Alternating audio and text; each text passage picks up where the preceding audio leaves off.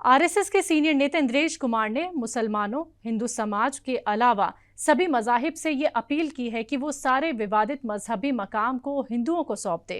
इंद्रेश कुमार ने कहा कि आरएसएस प्रमुख मोहन भागवत का पैगाम क्लियर था कि हर मस्जिद में शिवलिंग तलाशने की जरूरत नहीं है। इंद्रेश कुमार के मुताबिक भागवत के बयान का मतलब आपसी तनाजे को खत्म करना था ताकि मुआशरे में नफरत और हिंसा से आजाद होकर आगे बढ़ा जाए। मुस्लिम राष्ट्रीय मंच के बड़े नेता इंद्रेश कुमार का कहना है कि मंदिरों को विदेशी हमलावरों ने मिस्मार कर दिया था। मोहन भागवत ने जो कहा था वो बहुत साफ है, खोजने की जरूरत नहीं है, सच्चाई सभी के सामने है, हर किसी को उस सच्चाई को तस्लीम करना चाहिए। आरएसएस के नेता इंद्रेश कुमार के मुताबिक मुसलमान और दूसरे मजाहिब के लोगों को आगे आना चाहिए और हिंदुओं के मुतनाज़ धार्मिक स्थलों को हिंदू समुदाय को सौंप देना चाहिए। उन्होंने कहा कि अयोध्या में राम मंदिर की तामीर से भारत समेत दुनिया भर में खुशी का माहौल है। भारत एक ऐसा मुल्क है जो सभी मजहब को अपनाता है और उनका सम्मान करता है, इसलिए इसे एक राष्ट्रीय मंदिर कहना सही है। आपको बता दें कि देश में कई ऐसे मजहबी मकामात हैं जिन पर हिंदू और मुस्लिम का मुतनाज़ चल रहा है। अयोध्या में बाबरी मस्जिद को लेकर कई सालों तक विवाद चला। इसे ये बोलकर मिस्मार कर दिया गया कि यहाँ भगवान राम पैदा हुए थे।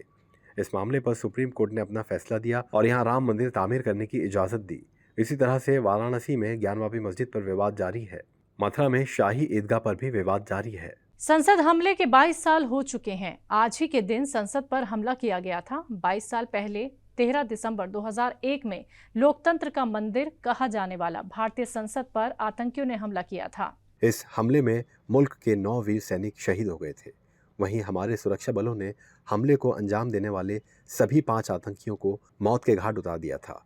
आतंकी हमले की बरसी के मौके पर मुल्क के नायाब सदर जमहूरिया जगदीप धनखड़, पीएम मोदी, लोकसभा सांसद ओम बिरला, अमित शाह, मल्लिकार्जुन खड़गे समेत कई सांसदों ने शहीदों को खिराज अकीदत पेश की। इस मौके पर शहीदों के अहले खाना भी मौजूद रहे। खिराज अकीदत पेश करने के बाद पीएम मोदी ने शहीदों के परिवार वालों से मुलाकात की और उनका हालचाल पूछा और उन्हें तसल्ली भी दी। संसद हमले की बरसी के मौके पर सदर जमहूरिया द्रौपदी मुर्मू ने कहा, राष्ट्र हमेशा उन बहादुर सुरक्षा कर्मियों का कर्जदार रहेगा जिन्होंने 2001 के आतंकवादी हमले में अपनी जान कुर्बान कर दी। आपको बताते चले कि इस आतंकी हमले में मुल्क के 9 वीर सपूतों ने अपनी जान की परवाह न करते हुए सर्वोच्च बलिदान दिया था। इन जवानों ने आतंकियों को मुंह तोड़ जवाब देते हुए उनके संसद भवन में घुसने के मंसूबों को नाकाम कर दिया था। आज पूरा मुल्क इन वीरों को श्रद्धांजलि दे रहा है। हमला उस वक्त हुआ था जब संसद के शीतकालीन सत्र के दौरान तमाम विपक्षी सांसदों के हंगामे की वजह से दोनों सदनों की कार्यवाही रोक दी गई थी। उसी वक्त गोलियों की गड़गड़ाहट से संसद परिसर गूंज उठा। आतंकी संसद परिसर में भारत को सबसे बड़ा जख्म देने की फिराक में थे, लेकिन सुरक्षा कर्मियों ने उनके मंसूबों को नाकाम कर दिया था। पार्लियामेंट की हिफाजत में बड़ी चूक का मामला सामने आया है। जी हां, दरअसल संसद की कार्यवाही के दौरान 2 अज्ञात लोग सामिन गैलरी से सदन में कूद गए। इस दौरान दोनों शख्स कुछ स्प्रे करने लगे। दोनों शख्स के सदन में कूदते ही वहां अफरा तफरी मच गई। पार्लियामेंट की हिफाजती दस्ते तुरंत हरकत में आ गए और बाद में दोनों लोगों को काबू में कर लिया गया और उन्हें पकड़ लिया गया। आपको बता दें, इस अफरा तफरी के दौरान कई पार्लियामेंट मेंबर सदन से बाहर आ गए। वहीं अब इस हमले को लेकर तमाम अपोजिशन दलों के बयान भी सामने आ रहे हैं। कांग्रेस के पार्लियामेंट मेंबर अधीर रंजन चौधरी ने कहा, 2 नौजवान सामईन गैलरी से कूदे और उनके जरिए कुछ फेंका गया जिससे गैस निकल रही थी। उन्हें पार्लियामेंट मेंबरों ने पकड़ लिया। हिफाजती दस्ते ने उन्हें बाहर निकाला। ये यकीन तौर से एक सुरक्षा उल्लंघन है। इसके अलावा लोकसभा में सुरक्षा चूक पर समाजवादी पार्टी की सांसद डिंपल यादव ने कहा, ये पूरी तरह से सुरक्षा चूक है। आज सदन के अंदर कुछ भी हो सकता था। जो भी लोग यहाँ आते हैं, चाहे वे आगंतुक हो या रिपोर्टर, किसी के टैग नहीं है। सरकार को इस पर ध्यान देना चाहिए। लोग यहाँ पे आते हैं, विजिटर्स हो चाहे रिपोर्टर्स हो, बिकॉज वी डोंट नो कि किसी के टैग्स नहीं है रिपोर्टर्स के। सो एवरीबॉडी इज लाइक एक दूसरे से टकराते हुए जाते हैं। तो आई थिंक सो गवर्नमेंट को ध्यान देना चाहिए। I think it's a complete security lapse and कुछ भी हो सकता था हाउस के अंदर। एंड मोरओवर जहाँ पे हम खड़े हैं यहाँ पे प्रॉपर वॉच भी नहीं है। एमपीसी कोई सिक्योरिटी। गौर हो, ये मामला ऐसे समय में आया है जब आज संसद पर हमले की 22वीं बरसी है। ऐसे में इसे सुरक्षा के नजरिए से बड़ी लापरवाही माना जा रहा है। महाराष्ट्र में विधानसभा के शीतकालीन सत्र में मुसलमानों को तालीम में 5% रिजर्वेशन की मांग एक बार फिर जोर पकड़ रही है। महाराष्ट्र में ऑल इंडिया उलमा बोर्ड के वक्फ विंग के कौमी सदर सलीम सारंग ने मुसलमानों के लिए तालीम में 5% आरक्षण की मांग की। सलीम सारंग ने महाराष्ट्र के नागपुर में लोगों को खिताब करते हुए 5% आरक्षण की मांग दोहराई। सलीम के मुताबिक बॉम्बे हाईकोर्ट की तरफ से मुस्लिम समुदाय के लिए तालीम में 5% रिजर्वेशन को मंजूरी देने के बाद भी इसे आज तक महाराष्ट्र में लागू नहीं किया गया। ये मुल्क के लोकतंत्र के लिए खतरनाक है कि सरकार अदालत के हुक्म को लागू नहीं कर रही है। हमारी मांग है कि यह आरक्षण जल्द से जल्द लागू किया जाए। सलीम ने महाराष्ट्र के CM Eknath Shinde, deputy CM Devendra Fadnavis और अजीत पवार को मुस्लिम रिजर्वेशन के ताल्लुक से खत भी लिखे हैं, लेकिन अभी तक कोई जवाब नहीं आया। सलीम ने चेतावनी देते हुए कहा है कि अगर अदालत के हुक्म के मुताबिक महाराष्ट्र में मुसलमानों को तालीम में रिजर्वेशन नहीं दिया जाएगा तो आंदोलन तेज होगा। लोकसभा इलेक्शन से पहले सलीम की चेतावनी अहम मानी जा रही है। राम मंदिर को लेकर अयोध्या में इन दिनों तैयारियां जोरों पर हैं। नए साल की शुरुआत के साथ बरसों पुराना सपना भी साकार हो जाएगा, लेकिन इससे पहले एक और बड़ी खबर सामने आई है। दरअसल राम मंदिर के इफ्तिताह से पहले अयोध्या अंतर्राष्ट्रीय एयरपोर्ट के इफ्तिताह की तारीख सामने आ गई है।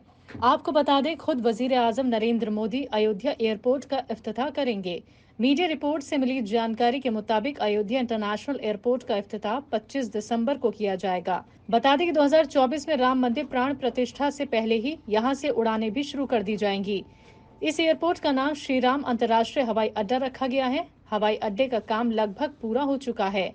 इसके लाइसेंस का प्रोसेस भी चल रहा है। एयरपोर्ट के बचे कामों के लिए मुतालिका अफसरान को ये हिदायत दी गई है कि ये काम 15 दिसंबर तक पूरा होना चाहिए। मीडिया रिपोर्ट के मुताबिक 2200 मीटर लंबे और 45 मीटर चौड़े रनवे की तामीर मुकम्मल हो गई है, जिस पर एयरबस A320 उड़ान भर सकता है। मोहन यादव मध्य प्रदेश के नए सीएम बन गए हैं। एमपी के गवर्नर मंगू भाई छगन भाई पटेल ने उज्जैन दक्षिण से एमएलए मोहन यादव को ओहदे और गोपनीयता का हलफ दिलाया। मोहन यादव के अलावा जगदीश देवड़ा और राजेंद्र शुक्ला को डिप्टी सीएम पद की शपथ दिलाई। भोपाल के परेड ग्राउंड मैदान में आयोजित भव्य समारोह में वजीर आजम नरेंद्र मोदी, वजीर दाखिला अमित शाह, बीजेपी अध्यक्ष जेपी नड्डा मौजूद रहे। इसके अलावा UP CM Yogi Adityanath, Maharashtra CM Eknath Shinde, deputy CM Devendra Fadnavis, Ajit Pawar, Uttarakhand के सीएम पुष्कर सिंह धामी, केंद्रीय मंत्री नितिन गडकरी, ज्योतिरादित्य सिंधिया समेत तमाम बीजेपी नेता मौजूद रहे। बीजेपी ने मध्य प्रदेश असेंबली चुनाव में 163 सीटों पर जीत हासिल की है। वहीं कांग्रेस 66 सीट पर सिमट गई। बीजेपी ने इस चुनाव में सीएम चेहरे का ऐलान नहीं किया था। ऐसे में बीजेपी की विधायक दल की बैठक में मोहन यादव को एमएलए दल का नेता चुना गया। खुद शिवराज सिंह चौहान ने एमएलए दल के नेता के तौर पर मोहन यादव के नाम पर प्रस्ताव रखा था। इसके बाद शिवराज सिंह ने गवर्नर को अपना इस्तीफा सौंप दिया था। वहीं मोहन यादव ने गवर्नर से मिलकर सरकार बनाने का दावा पेश किया था। मोहन यादव पहली बार 2013 में उज्जैन दक्षिण सीट से विधायक चुने गए। इसके बाद वो 2018 और 2023 में भी जीतने में सफल रहे। वो शिवराज सरकार में शिक्षा मंत्री भी रहे। मोहन यादव को संघ का करीबी माना जाता है और वो ओबीसी समाज से आते हैं। ईश्वर की शपथ लेता हूँ कि मैं विधि द्वारा स्थापित भारत के संविधान के प्रति सच्ची श्रद्धा और निष्ठा रखूंगा। मैं भारत की प्रभुता और अखंडता अक्षुण्ण रखूंगा। मैं मध्य प्रदेश के राज्य के मुख्यमंत्री के रूप में अपने कर्तव्यों का श्रद्धापूर्वक और शुद्ध अंतकरण से निर्वहन करूंगा। जामिया मिलिया इस्लामिया के acting vice chancellor professor Iqbal Hussain ने तरक्की वजीर भारत 2047 के लिए नौजवानों को जोड़ने के लिए एक रोड मैप पेश किया। तरक्की याफ्ता भारत 2047 को लेकर वजीर आजम नरेंद्र मोदी ने एक स्पेशल प्रोग्राम में वर्चुअली शिरकत की। इसी को लेकर राजनिवास में तरक्की याफ्ता भारत 2047 नौजवानों की आवाज के मौजू पर जामिया के acting vice chancellor professor Hussain ने एक वर्कशॉप से खिताब किया।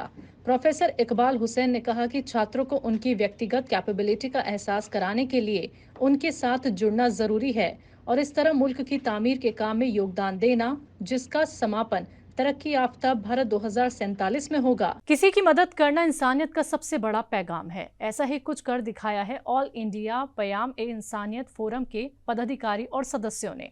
जुर्म की सजा पूरी होने के बाद भी जुर्माना अदा नहीं करने पर जेल में बंद कैदी को ऑल इंडिया पयाम ए इंसानियत फोरम के सदस्यों ने जुर्माना अदा कर जेल से कैदी को आजाद कराया है। रिहा होने पर कैदी को अपने घर के लिए रवाना किया गया। आपको बता दें कि उत्तर प्रदेश के जिला मुरादाबाद नगर पंचायत उमरी के रहने वाले छोटे लाल को लगभग 3 साल पहले पुलिस ने झगड़े के इल्जाम में जेल भेज दिया था। मुकदमे के दौरान अदालत ने कुछ वक्त की कैद और जुर्माना लगाया था। सजा पूरी होने के बावजूद कैदी छोटेलाल जुर्माना अदा नहीं करने पर जेल में बंद था। ऑल इंडिया पयाम ए इंसानियत फोरम के सदस्यों ने जेल में बंद कैदी को 21,000 जुर्माना अदा कर रिहा कराया है। ये पहला मौका नहीं है जब ऑल इंडिया पयाम ए इंसानियत फोरम के सदस्यों ने जेल से किसी कैदी को रिहा कराया हो। इससे पहले भी कई बार कैदियों को रिहा कराया जा चुका है। इस इदारे का काम गरीबों के लिए फ्री मेडिकल कैंप और बच्चों की तालीम के लिए कई तालीमी इदारे खोले गए। जी, 1 मिनट, क्या नाम आपका? सर मेरा नाम छोटे, पिताजी का नाम धर्मपाल है। क्या हुआ था, कैसे बंद हुए थे? यहाँ मुझे किसी ने जो है लेन देन के ऊपर उनने जो है किसी अपराध में मुझे लगा करके और केस बनवा करके जेल के अंदर बंद करा दिया था।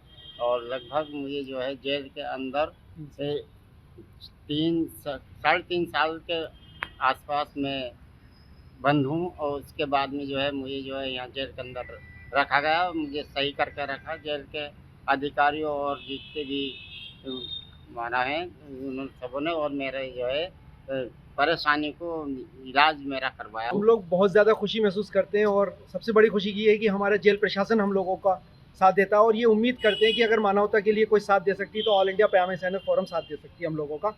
और सर ने बहुत ही खुशी के साथ हमारे डॉक्टर अलाउद्दीन साहब है जो हमारे प्रेसिडेंट हैं यहाँ के वेस्ट यूपी के, तो उनके पास फ़ोन किया और कहा कि सर ऐसे ऐसे मामला है। सर ने एकदम फ़ौरन इसकी फ़िक्र करी और हमें बुलाया। हमारे मौलाना मंसूर हसन साहब भी साथ में आए। हम लोगों ने दिन में इनकी पेनल्टी जमा की, 23,000 रुपये इनकी जमा हुई और आज हमें बहुत ज़्यादा खुशी हो रही है। और हमारी संस्था पूरी इंडिया में तमाम जेलों के अंदर इस काम को कर रही है। आज पयाम इंसानियत फोरम के द्वारा एक हमारे पास जो बीमार बंदी था, छोटे सनफ धर्मपाल, जो काफ़ी गंभीर अवस्था में बीमार था और सजा हो गई थी इसको, ये मेरठ मेडिकल कॉलेज में भर्ती था और डिस्चार्ज होकर अभी कल परसों ही आया हुआ है। तो पयाम इंसानियत द्वारा 23,000 रुपया जुर्माना जमा कराकर कोर्ट में और बंदी को रिहा कराया गया है। ये इस फोरम का बड़ा ही नेक कार्य है और मैं इस फोरम को बहुत बहुत शुभकामनाएं देता हूँ, बधाई देता हूँ कि निर्बल लोगों की सहायता करते रहते हैं।